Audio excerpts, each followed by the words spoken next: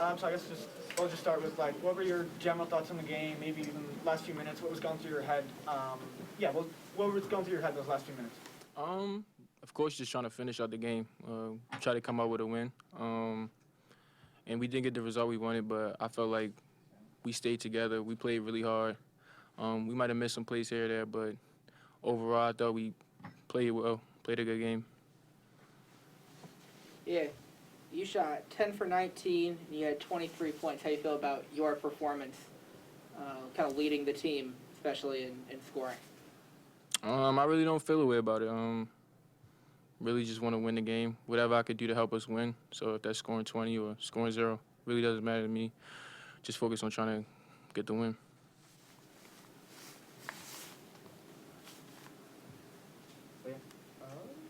Good.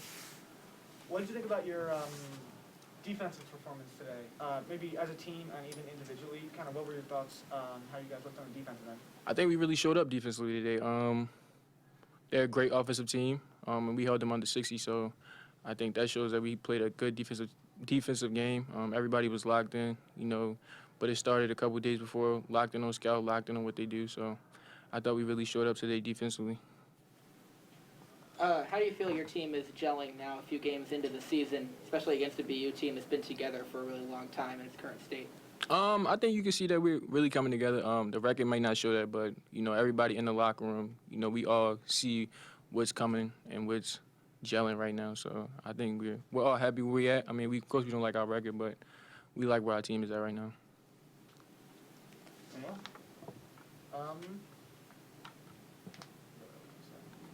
Okay, we're good.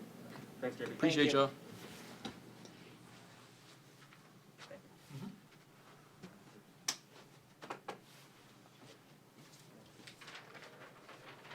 All right, we'll have an opening statement, Coach, and then we'll take questions. Really happy with how our team competed against a really good Boston U team. I felt like this is one of the best games we've played all year in terms of showing up for 40 minutes. It wasn't perfect, but I felt like our guys really showed up and they really played hard. And that's what we're looking for. When you've got a team that's a little inexperienced but talented, it's about getting them to play hard and play together and play connected. I feel like we did that for large parts of tonight. Last 2 minutes didn't go the way we want them to go, but when you play good teams, it's going to come down to the last 2 minutes executing. And we got the stops we needed, but we didn't get the baskets we needed. That's on me to make sure we get underneath out of bounds with opportunity there to score it and get a good look at the basket. I got to make sure we put our guys in the right position to finish those plays off. Questions? So kind of a theme this year has been you guys have been pretty slow starting the second half. Yeah. So I mean, what are your thoughts on that, and how are you guys looking to fix that? Yeah, it's been a theme for 2 years. So, we've tried a lot of different things, and we've tried a lot of different things. I mean, I've spoken to sports psychologists, I've talked to different people. We've tried music at halftime, we've tried talking to them, we've tried yelling at them, we've tried whispering to them, we've tried a lot of things. And I think we're still trying to find the answer there, but definitely not pleased with the way we're starting halves out. I mean, this is the 5th or 6th game we've been up at the half this year. So we're doing the work early, and we're just not starting the half out well enough, obviously, as we can all see. So we're going to just continue to identify it. I do think it's getting better. In the beginning of the year, it was like 13-0 runs to start the half. Now it's like 6-0 runs. So we've definitely cut that down some. But we've just got to continue to grow as players and coming out with a really tough mindset and just trying to continue to get better. And doing that in the first 4 minutes of a half is important to do. We haven't found that solution yet. I know when we do find that solution, we're going to be pretty scary. So I think on Monday you talked to David and Nick about the Adams-McCoy matchup. So Yeah. McCoy scored 17, but Adams made some good plays against him. What do you think about that matchup kind of following up on? I felt like we did the job there. We limited their other guys, which I think is really important to be able to do. That's a talented team. I think they're one of the most experienced teams in the country as of right now. And that's a good team. It's a really good team. And I felt like our post guys got better as the game went on. We wanted to make them play one-on-one in the post. Only 2 offensive rebounds surrendered in the second half. That's huge for our team. We had not done a great job on the glass, and we really locked in and did a great job of that there in the second half. So you talk about those particular matchups, I felt like we made those guys really work. An important number for McCoy is only 1 assist. We made those guys really play off of the bounce. Only 5 assists for them when they usually get about 13 in their wins and 9 in their losses. So, we executed the defensive game plan pretty well. Tonight was a story about our offense. Only 20 points scored in the second half. It's going to be hard to win a lot of games or any games like that, but our defense really held firm on those guys and the rest of our guys, really. So you kind of mentioned the big men there. Tyler Warner really saw his first kind of meaningful minutes of the season. What did you kind of think of his performance? How did he play? How great was that? How great was that? You talk about having an opportunity to step up and help your team. We've got Hunter with 2 fouls. We've got Noel with 1 and trying to rest him some. And a guy like Tyler Warner stepping in, ready to go, ready to be aggressive, breaking even today, drawing an offensive foul on their big guy, which got him out of the game. That was his second foul in the first half. Just really proud of him, proud to coach him. And, it's hard, that life. He's down there getting banged against Noel and Hunter all the time.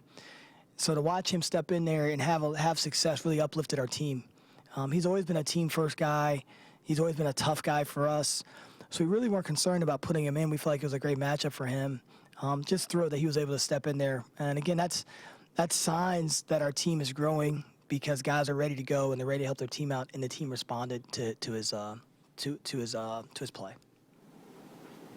Tonight was a block party outside, and the sections above the student section were real full. Yeah. So I'm wondering, for people who this is their first game and they saw a really exciting one, what's your message for them about coming back? Just keep staying with us and staying and growing with our team. I do believe we're going to have a special season. I think we've got a lot of special guys in that locker room.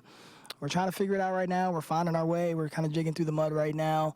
But I think the lessons we're learning, the toughness we're playing with, the excitement that we can create, our student experience here is everything for us. And the student experience is going to make this place really tough to play against as we get this thing rolling. It's great that they support us the way they do. We love it. We feel that energy. And, we want to continue to play better basketball so they can have a lot more to cheer for. I got a lot of confidence we're going to do that in the near future. Yeah, so you guys kind of struggled to get to the line tonight, only 6 free throws. Again, back to the thing where other teams making more free throws than you guys are attempting.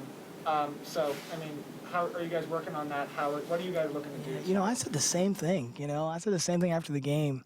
Only 17 free throw attempts for them. That's a great number defensively. That means we really played without fouling tonight, and that's in a close game with a physical team. So again, on the defensive side of the ball, we're doing a great job. You got to really look at the film of why we're not getting to the free throw line. Some of it is, you have guys that are learning. I love that ringtone. It makes me smile every time it goes off. It's just a really good one, like that little fiddler. It's just it gets you going. But I would say I got to go back and look at the film and kind of see. We have a lot of guys making, like Bishop takes 19 shots, 19 good shots, and they're pull-up jumpers. So not a lot of opportunity to get fouled on those.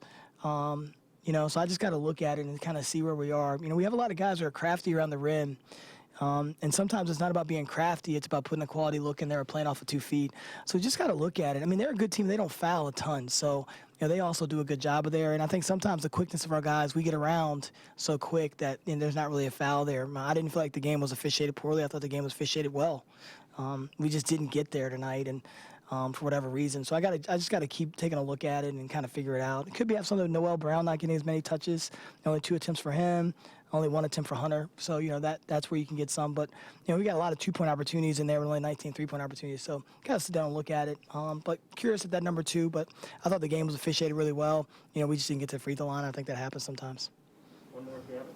Yeah. End of the game, down in the clutch. But maybe you could talk a little bit about Lindo's attempt right at the end, but also before that, the play, the steal, and then the throwaway towards Bishop. Yeah, things kind of happen with young teams. We've got a lot of guys that are going to play well in the clutch. We got a lot of guys who are figuring that part out. And I thought that was a tough play. I thought Joe was going to be able to get out of there. I don't know if he didn't see him or couldn't feel him. But it was a tough night for Joe Bamisile tonight. And so we just got to really do a great job supporting him because he's a great player.